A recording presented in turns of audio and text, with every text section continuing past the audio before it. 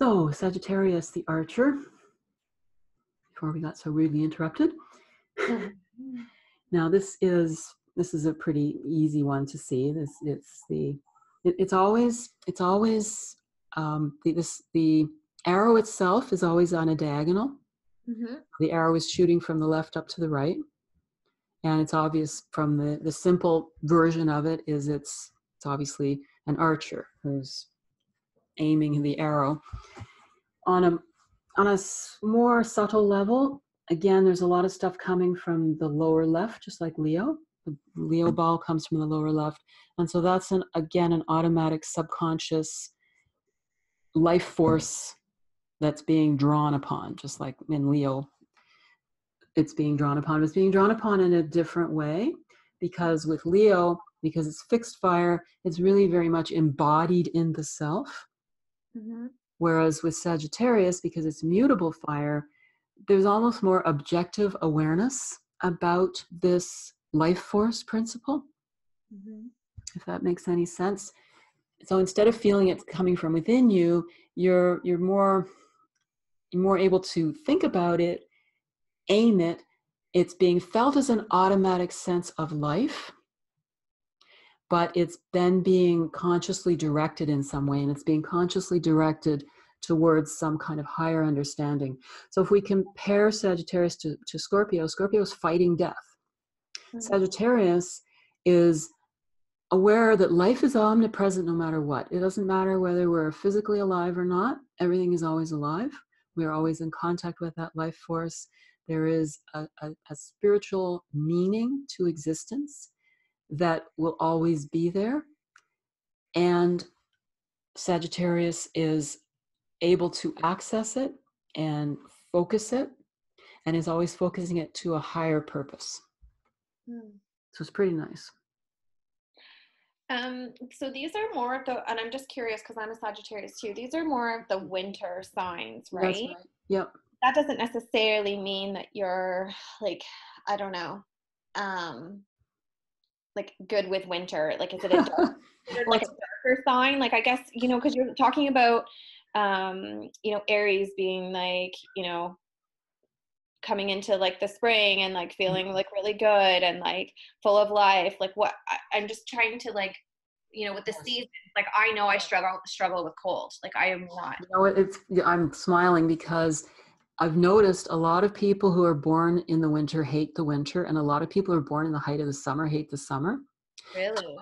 And I've thought about that a lot, and I've come to the conclusion that when you're in the womb, everything is just so perfect and blissful and wonderful. And then when you're born, it's like, oh, it's amazing, but it's shocking. And everything is so much more intense when you're really little, when you're brand new. So the intense heat of summer is subconsciously remembered by a lot of summer-born people. So they go, I really don't like this. It makes me feel that ucky way again. And a lot of winter-born people have that same experience of, oh my God, it was so cold. It was awful. Interesting. Yeah. So that's just, it's not going to apply to every sign. Yeah. To every individual that's born in those signs. Yeah. But I notice it's quite common. It's really kind of interesting. Yeah. As I know, my younger son is a Cancerian, and a good friend of mine is a Cancerian, and they both adore the winter. They just love it. Really? Hate the summer. I hate winter, so just yeah. The way Sagittarius is approaching winter is, first of all, just like Gemini. Mm-hmm. Gemini was very aware of the summer solstice coming. Sagittarius is really aware of the winter solstice coming. So Sagittarius is the optimist, and Scorpio is sort of the pessimist, but the pessimist that's fighting against the things it doesn't like. Mm-hmm. So Scorpio is really where it's death and it's darkness and it's awful, but I'm going to fight it.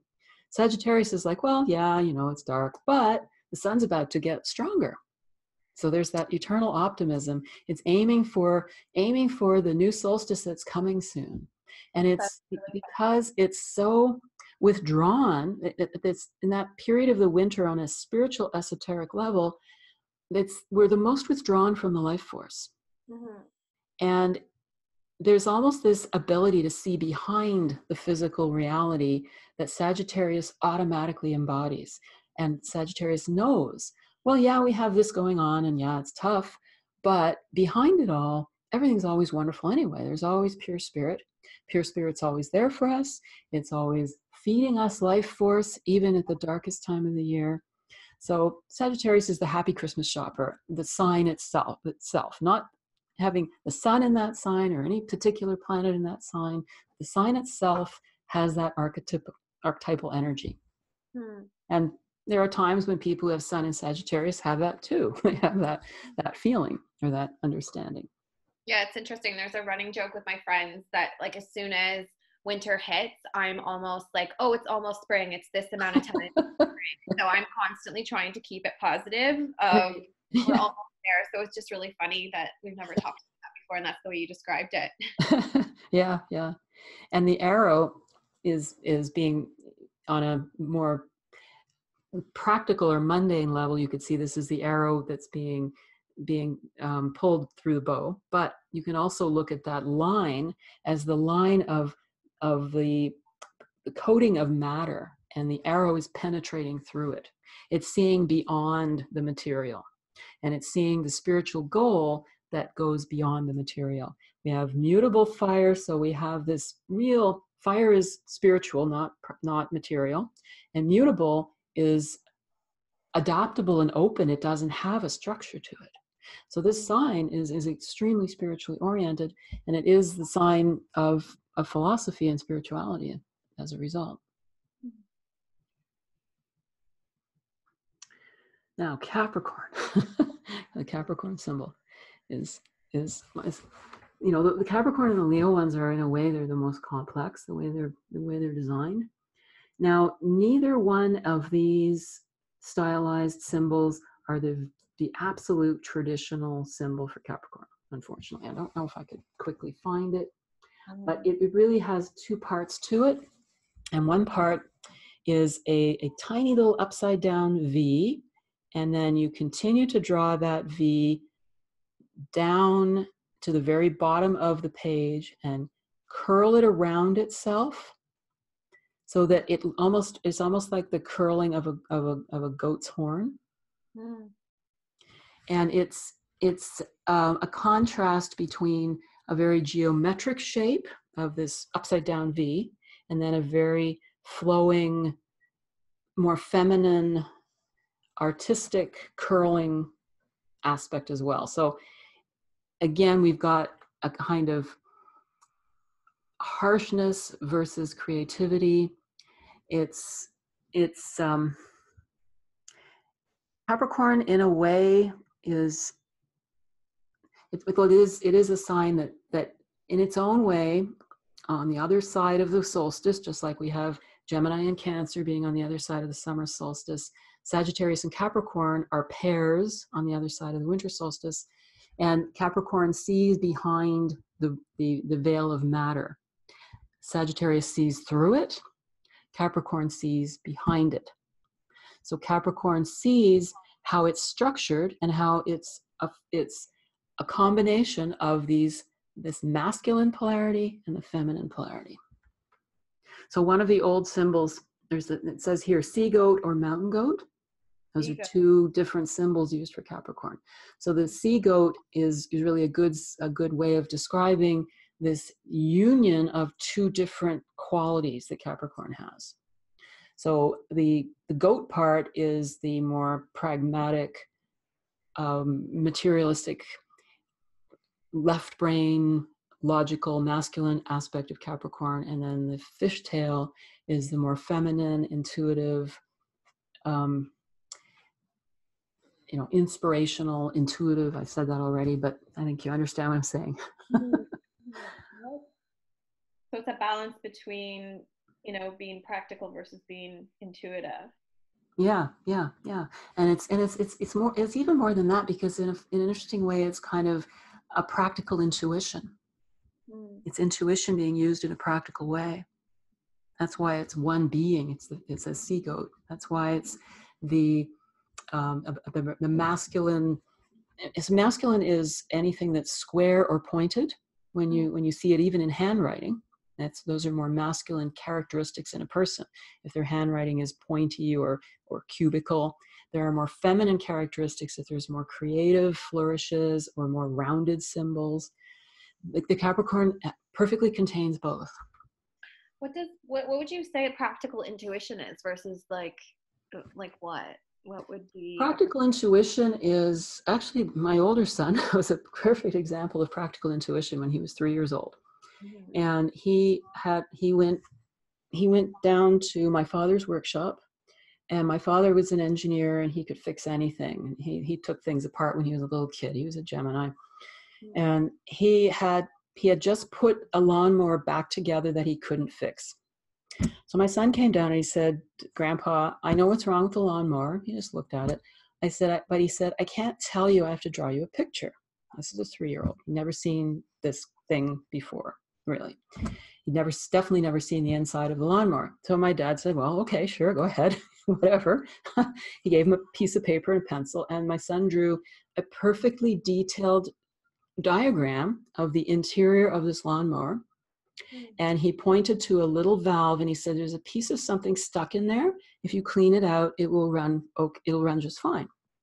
So my dad went, "What the heck?" And he took it apart. He found the valve, he cleaned the valve out, and the lawnmower ran just fine.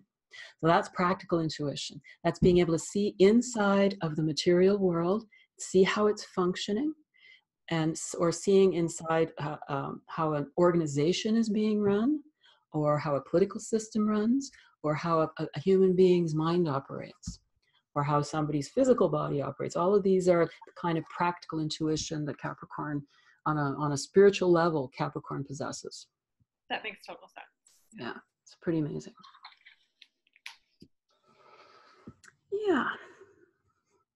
And so, and you know, it's the time when it's the darkest time of year has just occurred. So we're really in the material world, because sunlight represents spirit. It's a very material world, but spirit is increasing because the days are starting to get longer after the winter solstice. So Capricorn has that spiritual expansiveness within the material plane, but it's very hidden in a way, because in the winter everything is dark. So, you know, another thing my son has said is he's gotten older. Yes, he's really intuitive, but he doesn't really like it. He doesn't like being able to see all this stuff. So he tends to try and, at least at this point in his life, just push it all away, because it's too much. So some Capricorns, people with sun in Capricorn, will do that. And it depends on what stage they are at in their sign, because when a person gets towards the third stage of Capricorn, this practical intuition is really functioning fully. The person's comfortable with it. They find a way to apply it that works for them and works for the world.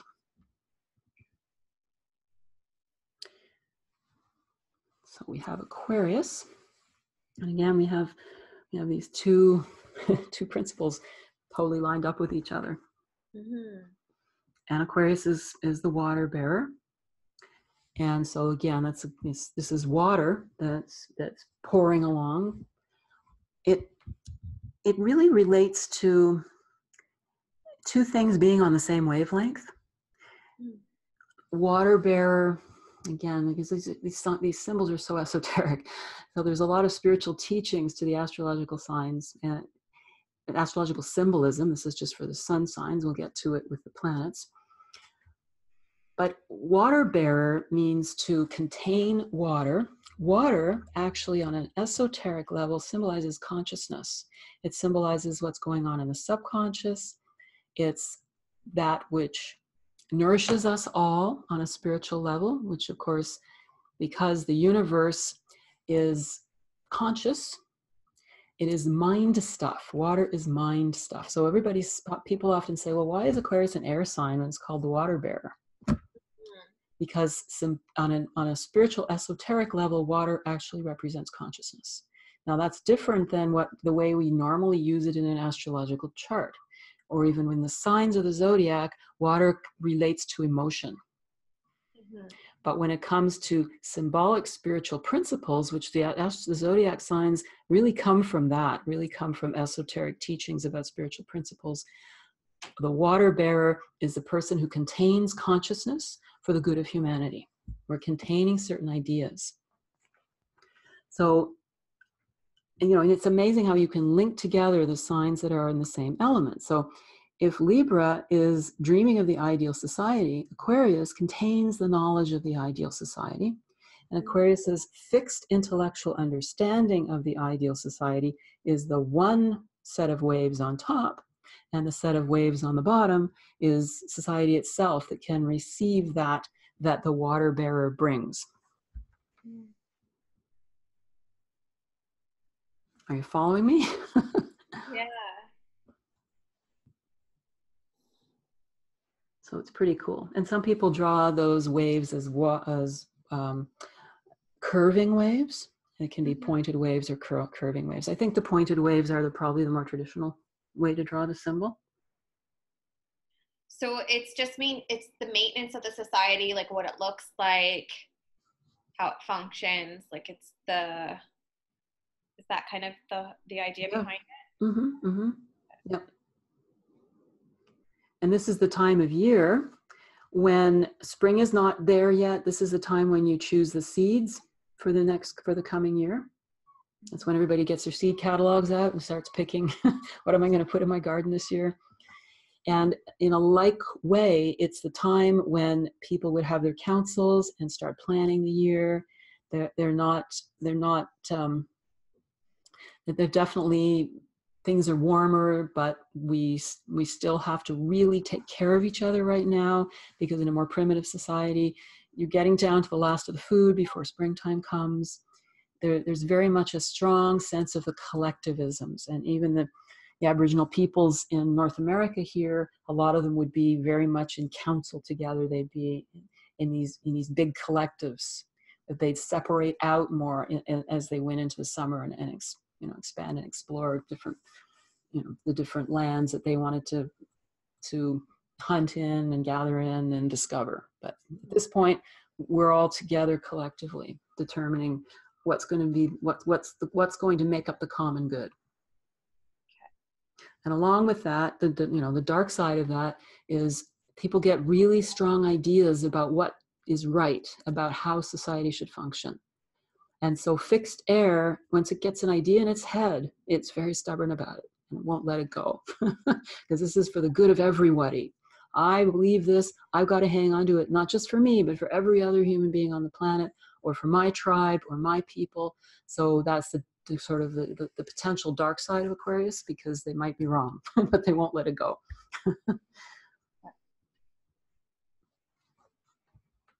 So Pisces is the fish.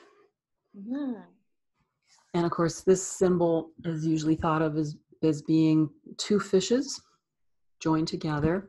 And if you look at the constellations, they are drawn, because the constellations are pictures that were imposed on the sky, as I mentioned to you in our first session. Mm-hmm. And so they're spiritual or symbolic images that have deep significance. So the zodiac, there's always a drawing of these two fishes, and they're joined by a long ribbon, and one fish is going in one direction, another fish is going in a totally different direction. They're not even swimming against each other. One is swimming vertically and one is swimming horizontally, and then there's this curling ribbon joining them together. The astrological symbol joins them together in a much more balanced way. So we're back to coming into the spring equinox is coming. Pisces is the last sign, has the most experience. The old cycle is absorbed by Pisces, but it's also dissolving away so that we can be in the springtime. So these different parts of our internal polarity, they can be in harmony, like in the physical symbol, the astrological symbol that you can see on the screen, or they can be uncertain of which way they're going. They're going to start splitting apart and going in different directions. So that's the mutability of water. And the final memory of this whole long 12-month cycle, or 26,000-year cycle, if we're going to do the astrological ages, or 29-day cycle, or 28-day cycle, if we're going to do the moon cycle, it's coming to the end. And there's the feeling of all of that, and the feeling of all of that is dissolving as things come to an end. Hmm.